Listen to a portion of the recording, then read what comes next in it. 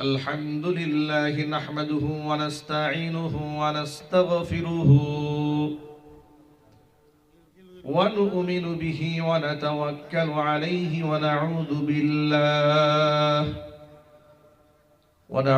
بالله من شرور أنفسنا ومن سيئات أعمالنا من يهده الله فلا مضل له ومن يضلله فلا هادي له ونشهد أن لا إله إلا الله وحده لا شريك له ونشهد أن سيدنا ونبينا وحبيبنا وشفيعنا ومولانا محمدا عبده ورسوله الذي أرسله بالحق بشيرا ونذيرا وداعيا إلى الله بإذنه وسراجا منيرا أما بعد فأعوذ بالله من الشيطان الرجيم بسم الله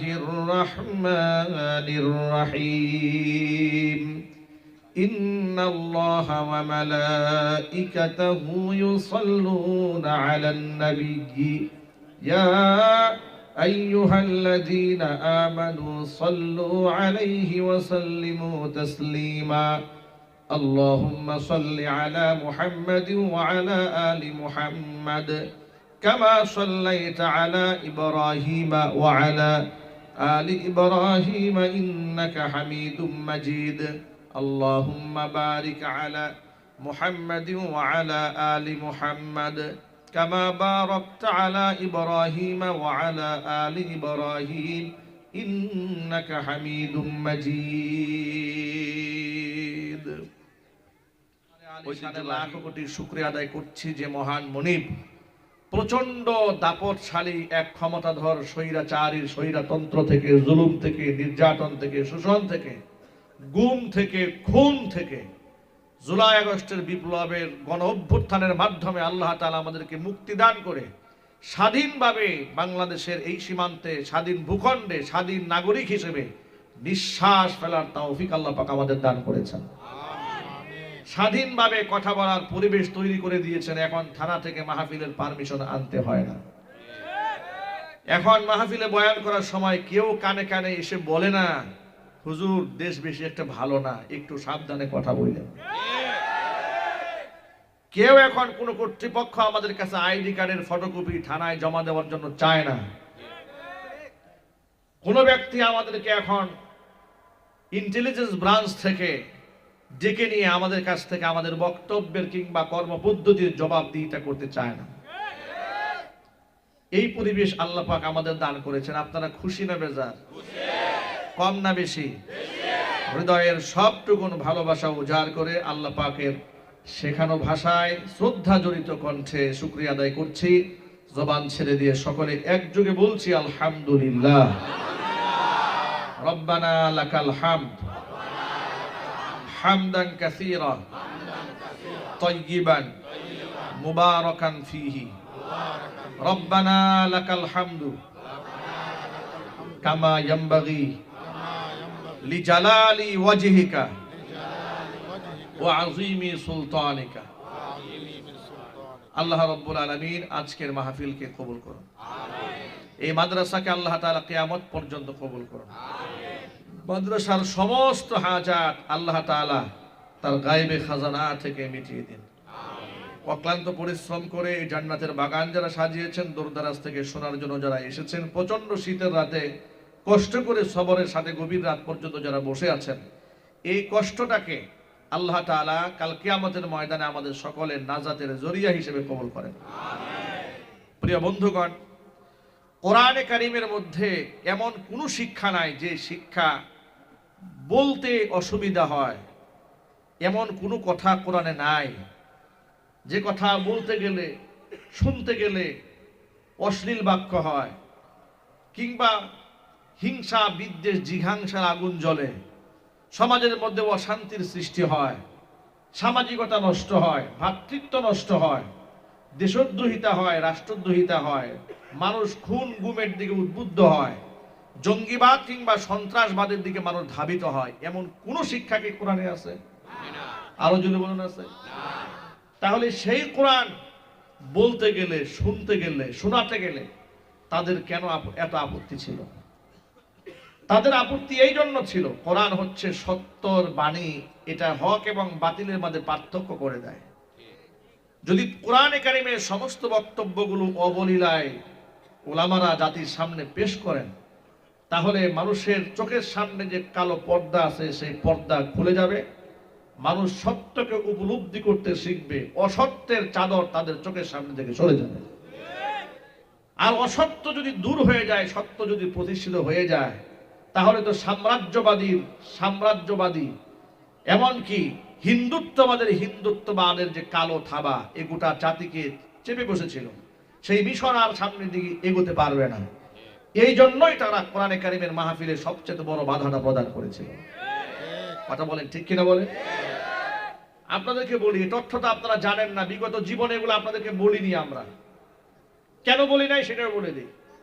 যদি আমরা বলতাম মাঠে এদের অপকর্মের কথা, তাহলে এরা আমাদের হয়তো গুম করে ফেলবে, না হয় খুন করে ফেলবে। কিছু বলি নাই, শুধু আকার ইঙ্গিতে কিছু ইসলামের কথা বলেছি, কুকর্মের কথা বলি নাই। ইসলামের স্বার্থে যতটুকু দরকার অতটুকু বলেছি। এতেই তো একাধিক মামলার আসামি হয়ে গেছে। এটাই তো মাহফিল স্টেজ থেকে ধরে নিয়ে গিয়ে পকেটের মধ্যে বুম আছে বলে মিথ্যা মামলা দিয়ে জেলখানায় ঢুকিয়ে দিয়েছে। না বলাতে যদি এই হয়, বললে কি অবস্থা হতো? ওরা কি করতো জানেন? ওরা মাহফিল কমিটিকে শর্ত দিত, তোমরা থানায় যাও, পারমিশন নিয়ে আসো। থানায় পারমিশন নাই, পুলিশ কমিশনের কাছে যাও, পারমিশন নিয়ে আসো। ওখান থেকে নানান পারমিশন, নানান সমস্যা। ডিসির কাছে যাও, ডিসি অফিস থেকে 14টা শর্ত দেওয়া হতো। কতগুলো? এই 14টা শর্তের মধ্যে 1 নাম্বার শর্ত, কোন ক্রমে সরকারের দায়িত্বশীলদের বিরুদ্ধে বক্তব্য যায় আকার ইঙ্গিতেও বলা জায়েজ নাই, বলা যাবে না। এর মানে হচ্ছে এরা যদি কুফরিও করে আপনি বলতে পারবেন না। এরা শিরিক করুক, বেদাত করুক, আপনাকে বক্তা চুপচাপ বসে শুধু তাদের জন্য দোয়া করতে হবে। কথা বলেন না ভাই? ঠিক কিনা জুড়ে বলেন? মাঝে মাঝে এদের নেতৃবৃন্দরা এসে আমাদের সামনে মাইক নিয়ে হাত ধরে কত কথা বলতো। উপজেলায় মসজিদ বানানো হয়েছে, কয়েকটা মুখস্থ শব্দ বলে দেই। উপজেলায় মসজিদ বানানো হয়েছে, ইসলামিক ফাউন্ডেশন তৈরি করা হয়েছে, এরপরে ইস্তেমার মাঠের জায়গা প্রদান করা হয়েছে। এটা হচ্ছে ধর্মের কাম। এটা তো আমাদেরকে প্রকাশ্যে শোনাতো। অপ্রকাশ্যে তারা কি কাজগুলা করত? তারা শুধুমাত্র 21 সালে 2600 আলেমের নামে মিথ্যা মামলা দিয়ে জেলখানায় ঢুকিয়ে দিয়েছে। এটা বলতো না কেন? অসংখ্য আলেমকে তারা গুম করেছে, খুন করেছে, মিথ্যা মামলা দিয়ে জেলখানায় ঢুকিয়েছে, জঙ্গি নাটক করে অসংখ্য মানুষকে ব্রাশ ফায়ার করে হত্যা করেছে। এটা ওরা বলতো না। উপর দিক থেকে খুব ধার্মিকতা দেখানো হতো। কত বড় ধার্মিক তা তো আজকে বাংলাদেশের প্রথম সারির পত্রিকায় সব চলে এসছে। মা এবং পুত্র 5,500 বিজ্ঞানী, 5,500 বিজ্ঞানী এবং মা দুজনে মিলে, বেশি না, মাত্র 300 মিলিয়ন মার্কিন ডলার বাংলাদেশ থেকে বিদেশে পাচার করে দিয়েছে। বেশি না, মাত্র 300 মিলিয়ন ডলার। এটা একটা তথ্যের ভিত্তি, FBI তদন্ত করে পেয়েছে। এটা অভিযোগ না, এটা তদন্ত করে পাওয়া গেছে। যে দেশে সাবেক প্রধানমন্ত্রী বেগম খালেদা জিয়াকে মাত্র 2 কোটি টাকার একটা মিথ্যা মামলা, যেখানে তাসাররুফ হয় নাই, নাটক সাজিয়ে যদি বছরের পর বছর কারারুদ্ধ রাখা যায়, 300 মিলিয়ন মার্কিন ডলার যারা তসররুফ করেছে, রাষ্ট্রের টাকা নষ্ট করেছে, এদের কয় হাজার বছর জেলখানায় দেওয়া উচিত। যদি অর্থদণ্ড দেন তাহলে 14 গোষ্ঠী বিক্রি করলে জরিমানা দিয়ে শেষ করতে পারবে না। কথা বলতে হবে, ঠিক কিনা? আর যদি হত্যা মামলা দেন, মার্ডার কেসের আসামি, 2,500 মানুষ তো খুন করেছে মাত্র জুলাই আগস্টের বিপ্লবে। শাপলা চত্বরে অগণন মানুষ খুন করেছে, 57 জন মেধাবী সেনা অফিসারকে তারা হত্যা করেছে। অসংখ্য মাদ্রাসা বাংলাদেশ থেকে তারা বন্ধ করে দিয়েছে। দাড়ি এবং টুপিওয়ালা মানুষদেরকে মানুষের সামনে সন্ত্রাস এবং জঙ্গি হিসেবে উপস্থাপন করেছে। ভারতের পারপাসকে সাফ করতে গিয়ে রাষ্ট্রের স্বার্থকে ধ্বংস করে দিয়েছে। আলেম ওলামাদেরকে রাষ্ট্রের নিকৃষ্ট মানুষ হিসেবে উপস্থাপন করা হয়েছে, যার দরুন বাংলাদেশ স্বাধীন হওয়ার পর থেকে আজকে এই পর্যন্ত বাংলাদেশের কোনো আসামির সাথে এত জঘন্য আচরণ করা হয়নি নিরপরাধ আলেমদের সাথে ওরা যে আচরণ করেছে। এই কথা কি সত্য না মিথ্যা? চিল্লায় বলেন। আলেমদের পায়ে ডান্ডা বেড়ি দিয়ে, দুই হাতে হ্যান্ডকাপ পরিয়ে, কোমরের মধ্যে গরুর রশি লাগিয়ে টেনে আদালতে হাজির করে নাই? চিল্লায় বলে করে নাই? এই আচরণগুলো ওরা করেছে। ওদের সোনার ছেলে জাহাঙ্গীরনগর বিশ্ববিদ্যালয়ে 100টা মেয়ের সাথে ধর্ষণ করে সেঞ্চুরি করে আবার সেটার মিষ্টি বিতরণ করেছে।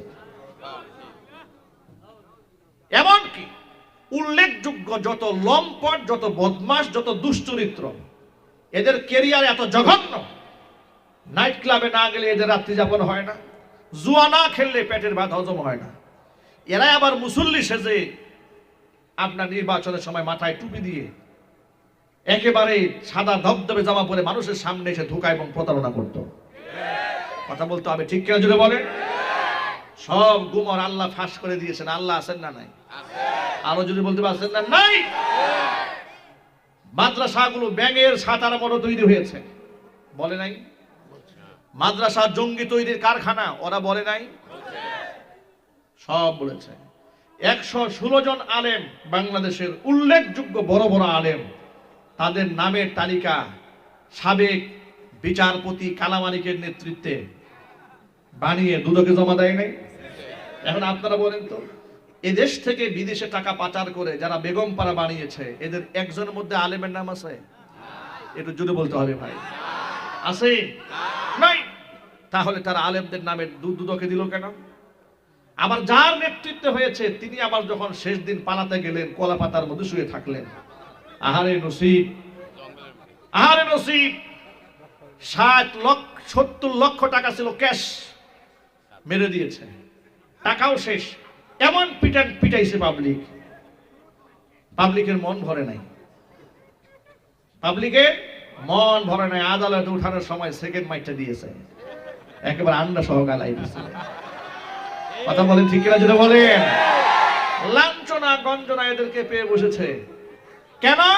এরা আল্লাহর কোরআনের সাথে বেয়াদবি করেছে, এরা আলেমদের সাথে বেয়াদবি করেছে। এরা বিভিন্ন মসজিদের খতিব সাহেবকে বিনা নোটিশে মসজিদ থেকে প্রশাসন দিয়ে চাপ দিয়ে বের করে দিয়েছে। চৌরাস্তার মাঠের আমার মাহফিল বন্ধ করে দিয়েছে, বুটবাজারে মাহফিল বন্ধ করেছে, কাশিমপুরে মাহফিল বন্ধ করেছে, মহানগরের অসংখ্য মাহফিল ওরা পুলিশ প্রশাসন দিয়ে বাধা দিয়ে বন্ধ করে দিয়েছে। আমার প্রশ্ন হচ্ছে, সেই দাম্ভিকতা কোথায় চলে গেল? আইনাল জব্বারুন, সেই অহংকারী রাজকে কোথায়? সেই অহংকারী রাজকে কোথায়? যারা আলেমদের কণ্ঠকে টুটিকে চেপে ধরার ষড়যন্ত্র করেছিলে তোমরা, আজকে ওরা চোরের মতো পালিয়ে বেড়াচ্ছে। কথা বলতে হবে, ঠিক কিনা? আপনারা ঐক্যবদ্ধ ছিলেন, আছেন, এবার বিচারকে নিশ্চিত করার জন্য ঐক্যবদ্ধ থাকতে হবে। ইনশাআল্লাহ বলেন। রাজি আছেন কারা কারা? দোহা দেখতে চাচ্ছে, কারা কারা রাজি আছেন?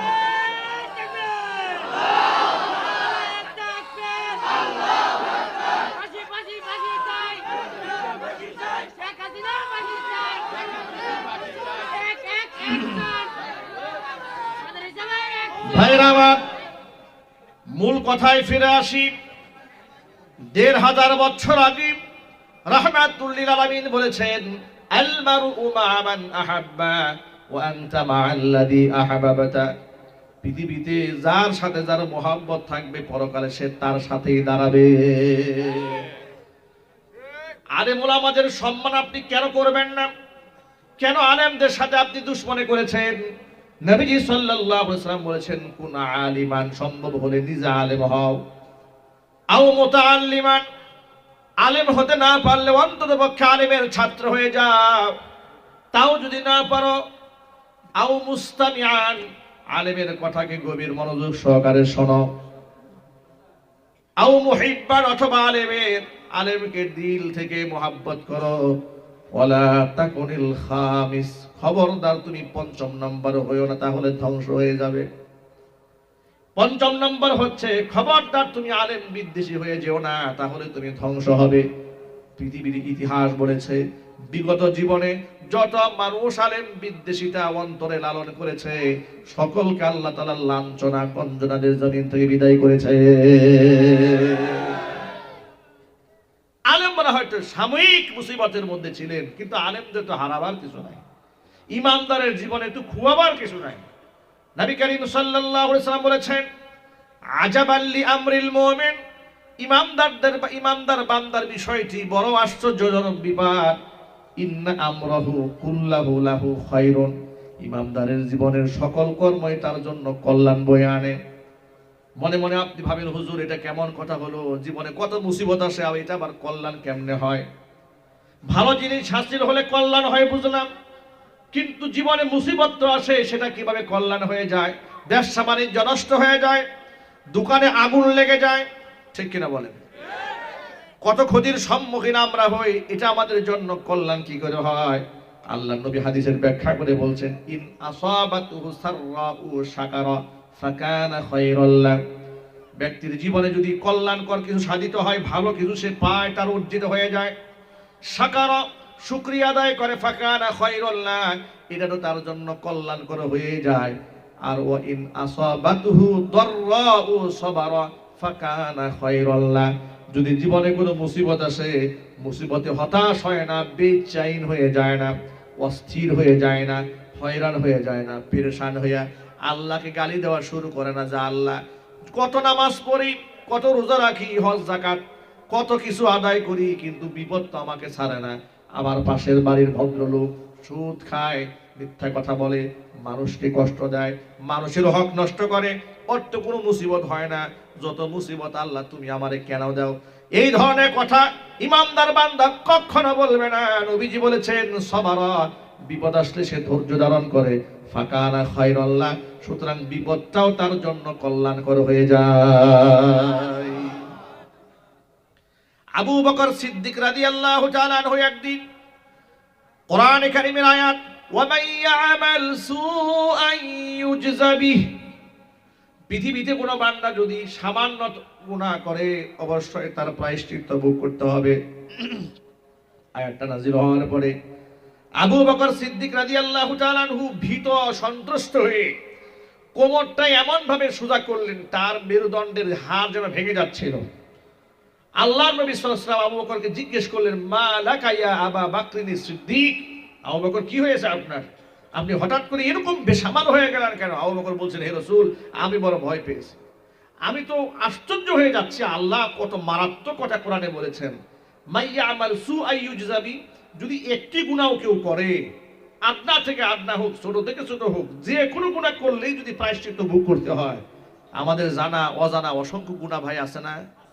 আরো জোরে বলেন, আমাদের তো গুনাহ তো শেষ নাই। আবু বকরের মতো মানুষ অস্থির হয়ে যাচ্ছে, যে গুনার কারণে যে প্রায়শ্চিত্ত ভোগ করতে হয়, অবস্থাটা হবে কি? অস্থির হয়ে যাচ্ছে। আল্লাহ নবী সান্ত্বনা দিয়ে বলছেন, আবু বকর, আপনি যখন রাস্তায় চলেন, চলার পথে কি পায়ে হুঁচট খান না? বলে, হে রাসূল, খাই। আপনি যে চলার পথে হুঁচট খেলেন, আপনার এই হুঁচটের কারণে আপনার আমল নামার সগীরা গুনাহগুলো আল্লাহ এমনি মাফ করে দেয়। সুতরাং ইমানদার বান্দাদের জীবনে হারাবার কিছু নাই, খুয়াবার কিছু নাই। ইমানদার সব সময় ভরসা রাখে কার উপরে? যদি বলুন কার উপরে?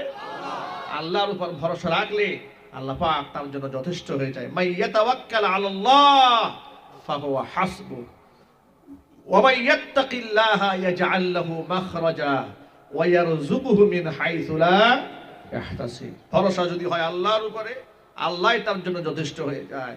যেই ব্যক্তি আল্লাহকে ভয় করে, তাকে অবলম্বন করে, আল্লাহ পাক ব্যক্তির জন্য মুক্তির রাস্তা খুলে দেন। জোরে বলেন সুবহানাল্লাহ।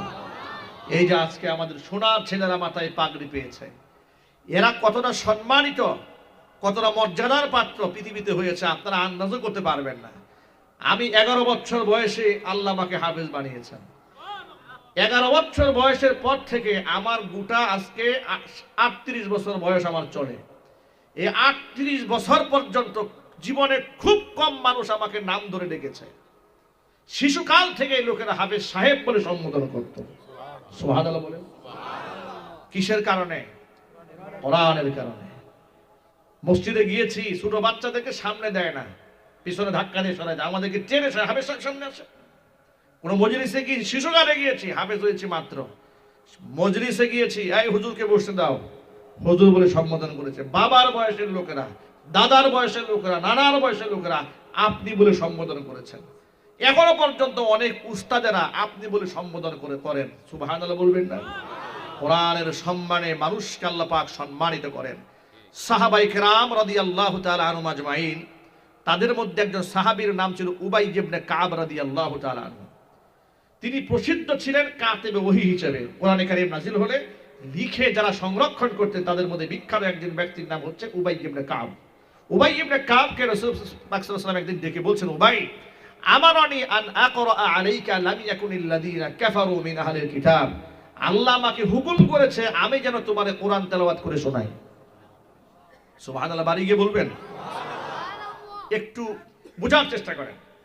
উবাই ইবনে কাবকে রাসূল ডেকে বলেন, ও উবাই, আল্লাহ আমাকে হুকুম করেছে আমি যেন তোমাকে সূরা বাইয়িনাটা তেলাওয়াত করে শোনাই।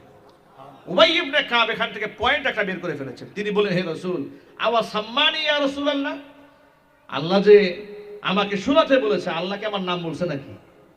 সুবহানাল্লাহ বলবেন না? যে আল্লাহর জবানে কি আমার নাম উঠেছে?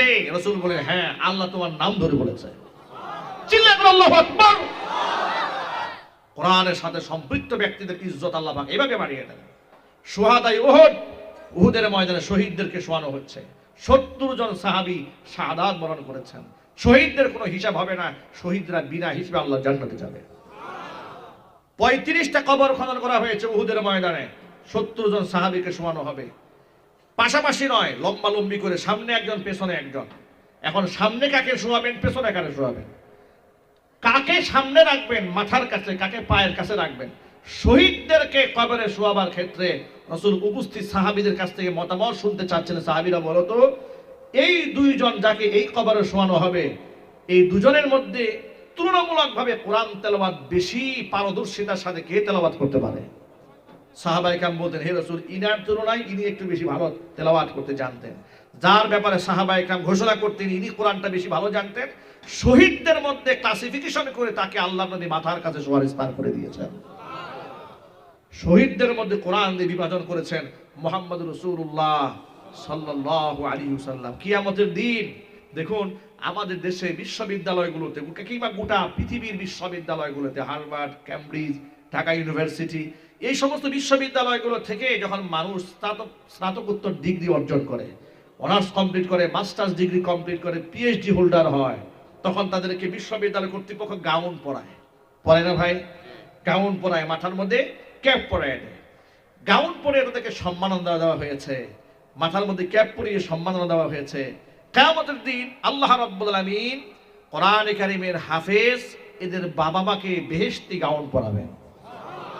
আরো আসতে, বেহেশতি গাউনটা আমাদের এই দুনিয়ার প্লাস্টিকের কাপড়ের গাউন নয়। কেমন গাউন? হাদিস থেকে শোনাচ্ছি। হাদিস শরীফের মধ্যে এসেছে, ওয়া ইউকসা হুল্লাতাইন লা তাকুমু লাহুমাদ দুনিয়া, এমন দুটা দামি পোশাক বাবা মাকে উঠায় দেওয়া হবে, এমন গাউন পরায় দেওয়া হবে, পৃথিবী বিক্রি করলেও গাউনের মূল্য দেওয়া সম্ভব হবে না।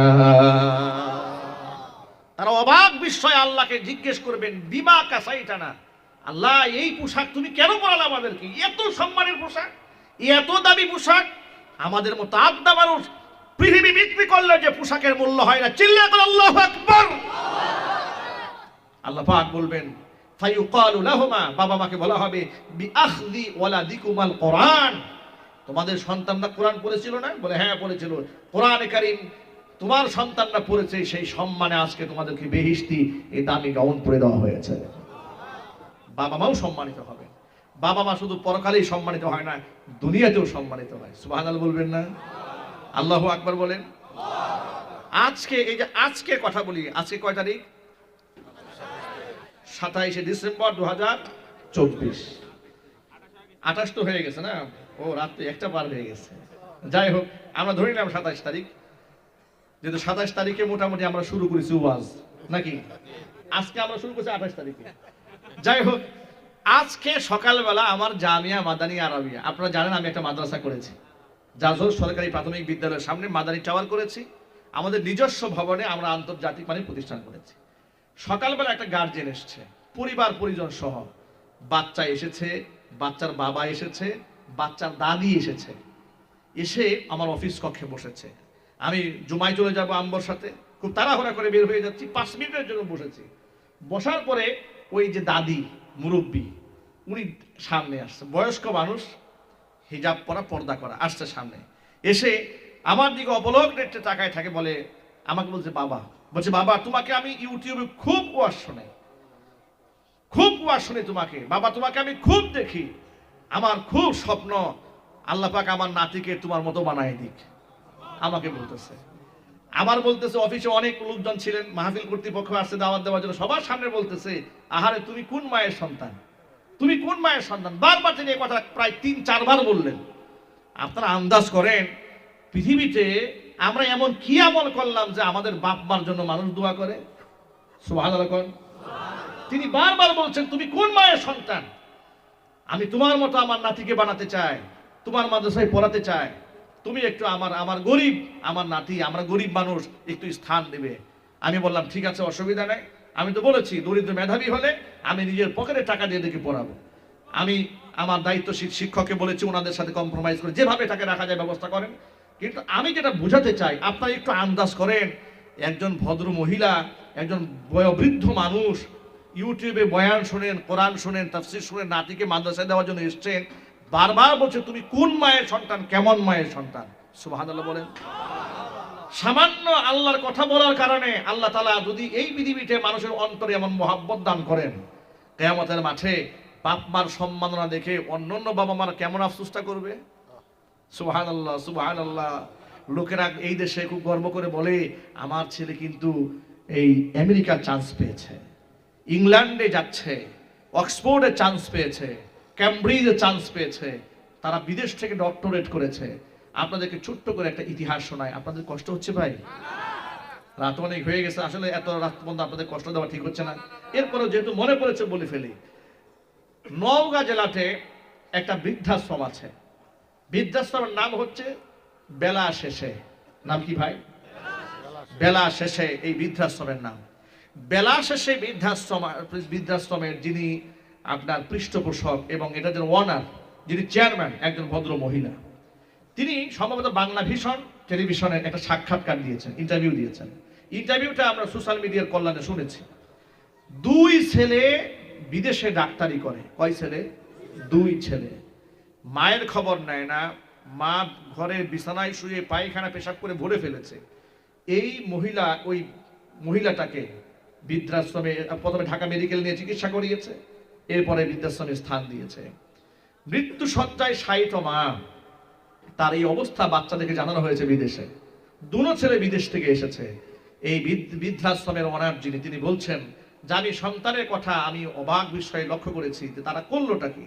বিদেশ থেকে এসে মৃত্যু সজ্জায় শায়িত মায়ের হাত থেকে টিপসই নিচ্ছে, আপনার বিভিন্ন স্ট্যাম্পে, বিভিন্ন দলিলে মায়ের কাছ থেকে হাতের আঙ্গুল থেকে হাতের আঙ্গুলের ছাপ নিচ্ছে। মানে মায়ের নামে স্থাবর অস্থাবর সম্পদ যা আছে সব লিখে নিল। লিখে নেওয়ার পরে এই মহিলাকে বলছে যে আপনি আমার বোনের মতো, আমার মাকে আপনি মায়ের মতো দেখবেন। আমরা যেহেতু বিদেশ থাকি, বিদেশে গিয়ে টাকা পয়সা যা পাঠানো দরকার সব পাঠাবো। তো এই কথা বলে 2 ছেলে ডাক্তার, উন্নত দেশে থাকে, পশ্চিমা দেশে থাকে, এই যে গেল আর সেই গেল। এই মহিলা মারা গেছে পর্যন্ত কোনোদিন ফোন দিয়ে জিজ্ঞেস করে নাই আমার মা কি বেঁচে আছেন না মরে গেছেন। এই পৃথিবীর চরম বাস্তবতা আমাদেরকে বারংবার চোখে আঙ্গুল দিয়ে দেখিয়েছে, কোরআন ছাড়া আপনি অন্ধ, আপনার সন্তানের ভবিষ্যৎ অন্ধকার। ঠিক কিনা বলেন? সুতরাং স্বপ্ন যাই দেখেন না কেন, সন্তানদেরকে কোরআন কারীম শেখান। ডাক্তার বানাবেন, ইঞ্জিনিয়ার বানাবেন, দিনদার ডাক্তার বানান, দিনদার ইঞ্জিনিয়ার বানান, দিনদার লয়ার, ব্যারিস্টার, প্রফেসর বানান। দেশ উন্নত হবে, রাষ্ট্র উন্নত হবে, আপনি সম্মানিত হবেন, দুনিয়াতে সম্মানিত হবেন আখিরাতে। কিন্তু কোরআনহীন, দ্বীনহীন, ইসলাম বাদ দিয়ে একেবারে সেকুলারিজমকে বিশ্বাস করে পশ্চিমাদার ধাঁচে ছোট্ট বাচ্চাদেরকে, মেয়েদেরকে হাফ প্যান্ট পরাবেন, জিন্সের প্যান্ট পরাবেন, ফতুয়া গায়ে দিয়ে মার্কেটে ছেড়ে দেবেন, কপালে ঝাড়ুর বাড়ি আছে।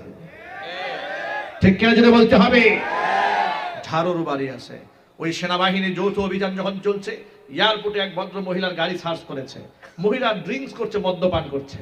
সেনাবাহিনী অফিসার বের করেছে, দেখে মদের বোতল সহ। মহিলা বলে, আমাকে হ্যারাসমেন্ট করছেন কেন? আমি তো মদ খাচ্ছি, আমার লাইসেন্স আছে। নাউজুবিল্লাহ বলবেন না? খুব গর্বের সাথে বলছে, আপনি আমাকে হ্যারাসমেন্ট করছেন কেন? আমি মদ খাচ্ছি, আমার লাইসেন্স আছে। আমার বাপ মা জানে, আমার স্বামী জানে, সবাই জানে আমি মদ খাই, সবাইকে জানাই শোনাই আমি খাই। আপনি আমাকে হ্যারাসমেন্ট করছেন কেন? আমি সেই ইন্টারভিউটা দেখেছি। খোঁজখবর তো রাখতে হয় দুনিয়াতে, নসিহত করতে হয়। এগুলো গোটা দুনিয়ার রোগ যদি না জানি, ওষুধ দেবো কোন জায়গায়? ঠিক কিনা বলেন? আমি কয়েকটা এক্সাম্পল আপনাদের সামনে দিয়েছি। আমি এটা তাদের বোঝাতে চেয়েছি, এই যে আমাদের সন্তানরা আজকে হাফেজ করানো হয়েছে, ইনশাআল্লাহ এই সন্তানরা বাপ মার চোখের শীতলতা হবে। ইনশাআল্লাহ বলেন। আমরা চাই না আমাদের সন্তানরা চোখের শীতলতা হোক। আমরা চাই না আমাদের সন্তানরা ইয়াবা সেবন করুক, গাঁজা সেবন করুক, তারা কিশোর গ্যাংয়ের সদস্য হোক, সন্ত্রাস হোক, গুন্ডা মাস্তান হোক। এটা কি আমরা চাই? না, আমরা এটা চাই না। আমরা আদর্শ সন্তান চাই, যে সন্তান দুনিয়াতেও আমার সম্মান বয়ে আনবে, আখিরাতেও সম্মান বয়ে আনবে। আল্লাহ রাব্বুল আলামিন আমাদের সন্তানদেরকে 30 পারা কোরআন হাফেজ হিসেবে কবুল করেন, আলেমে দ্বীন হওয়ার তৌফিক দান করেন। এই গভীর রাত পর্যন্ত যত মানুষ জেগেছিলেন, আমি আপনাদের চেহারার মধ্যে ক্লান্তি ছাপ দেখতে পাচ্ছি না।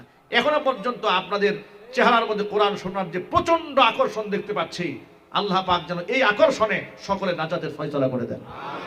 জোরে আল্লাহুম্মা আমিন। ইস্তিগফার ওয়া নাস্তাগফিরুল্লাহ। আস্তাগফিরুল্লাহ রাব্বি মিন কুল্লি যামবি ওয়া আতুবু ইলাইহি ওয়া লা হাওলা ওয়া লা কুওয়াতা ইল্লা বিল্লাহিল আলিয়্যিল আযীম।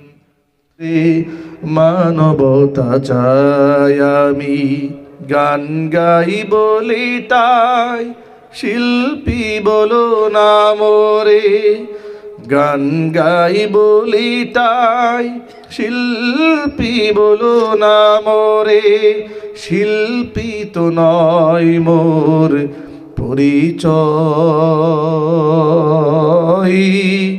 কোরআনের কর্মী তো বড় পরিচয় আমার। কোরআনের কর্মী তো বড় পরিচয় আমার। কোরআনের কর্মী তো বড় পরিচয়। আনফুসানা وإن لم تغفر لنا وترحمنا لنكونن من الخاسرين ربنا لا تزغ قلوبنا بعد إذ هديتنا وهب لنا من لدنك رحمة إنك أنت الوهاب رب العالمين রহমতের নজর দিয়ে তাকিয়ে দেখো আমরা গুনাহগার। গভীর রজনী পর্যন্ত কোরআন সুন্নাহ থেকে আলোচনা করে তোমার বান্দা বান্দীদেরকে নিয়ে বড় আশা নিয়ে তোমার শাহী দরবারে হাত দোকানা বাড়িয়ে দিয়েছি। মেহেরবানি করে আলোচনার ভুল বিয়াদবি ক্ষমা করে সওয়াবের হাদিয়াটুকুন কবুল করে মঞ্জুর করে সোনার মদিনায় তোমার হাবিবের রওজা মুবারকে পৌঁছিয়ে দাও। তামাম পৃথিবীর মাটির নিচে যত মুমিন মুমিনাত মুসলিমিন মুসলিমাত চিরবিদায় হয়ে চলে গেছেন, তাদের আরওয়াহের উপর সওয়াবের হাদিয়াগুলো পৌঁছিয়ে দাও। আমাদের মা বাপ যাদের দুনিয়ার জমিন থেকে চলে গেছেন, মা বাবার কবরগুলাকে জান্নাতের টুকরায় পরিণত করে দাও। আত্মীয় স্বজনের কবর আযাব কিয়ামত পর্যন্ত বন্ধ করে দাও। এই মাদ্রাসাকে তুমি কবুল করে নাও। মাদ্রাসার সমস্ত হাজাত তোমার গায়েবে খাজানা থেকে মিটাইয়া দাও রব্বুল আলামিন। মাদ্রাসার আসাতিজা ইকরাম, ছাত্র, গার্জিয়ান, মুহিব্বিন, মুতাআল্লিকিন, সংশ্লিষ্ট ব্যক্তিবর্গ যারা আছেন সকলকে কবুল করে নাও। হাফেজ কোরআনদেরকে আল্লাহ কবুল করে নাও। এলাকাবাসীকে আল্লাহ কবুল করে নাও। অত্র এলাকার সমস্ত মুর্দিগানের কবর আযাবকে আল্লাহ কিয়ামত পর্যন্ত বন্ধ করে দাও। যারা অসুস্থ আছেন দোয়া চেয়েছেন, শেফায়ে কামিলা আজিলা কুল্লিয়া নসিব করে দাও। টাকা দিয়ে, পয়সা দিয়ে, বুদ্ধি, শ্রম, সময় দিয়ে যারা সহযোগিতা করেছেন, শোনার জন্য যারা এসেছেন, খালি হাতে কাউকে ফিরাই দিও না, সকলকেই বেগুনা মাসুম হিসেবে কবুল করে নাও। যে ছেলেরা মাথার মধ্যে পাগড়ি পেয়েছে, আয় আল্লাহ তাআলা মৃত্যু পর্যন্ত কোরআনে কারিমের শান মান ধরে রাখার জন্য তৌফিক দান করে দাও। জগৎ বিখ্যাত আলেমে দ্বীন হওয়ার জন্য তৌফিক দান করে দাও।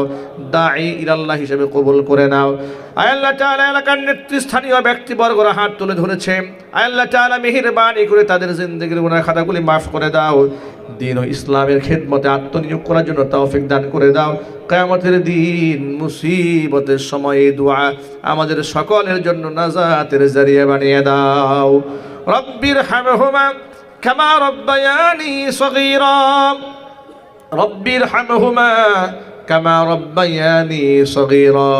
আয় আল্লাহ, অনেক প্রবাসী ভাইরা দোয়া চেয়েছেন, প্রবাসী ভাইদেরকে আল্লাহ মঞ্জুর করে নাও, তাদের সহযোগিতাকে কবুল করে নাও।